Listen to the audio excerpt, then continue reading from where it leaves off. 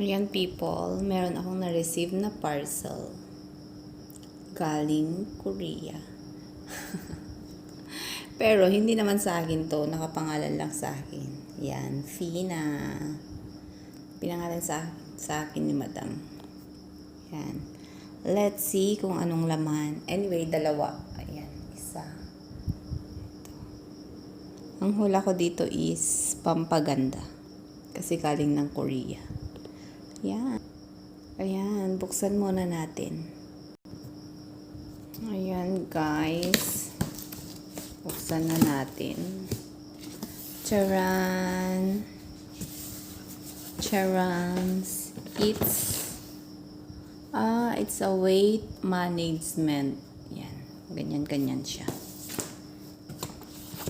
Tapos ito, para sa hindi naman kasi natin maintindihan. So, tignan na lang natin yung mga picture niya. Para sa tuhod, sa joint. Ano ito? At nakabalot pa siya ng ganyan. Ito ay Lactobacillus. Ay, ganyan siya. Iakyat ko na lang na ganito at dalhin ko sa kwarto niya. Ano to? Yan. Mga weight management. Bakit siya ganun? Ang slim na nga niya. Tapos, tignan natin tong isa kung ano ito.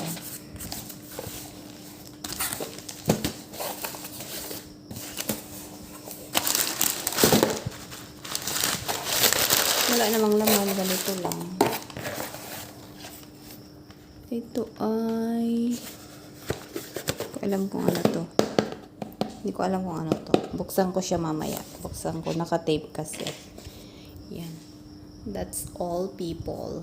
Ganito lang yung laman niya. Hindi ko alam bakit siya umiinom ng weight management. Ang slim naman niya na. Pampaganda ng katawan, pampaganda ng intestine, sa colon siguro, o pampamuscle, saka sa buto. O, diba? Ang galing.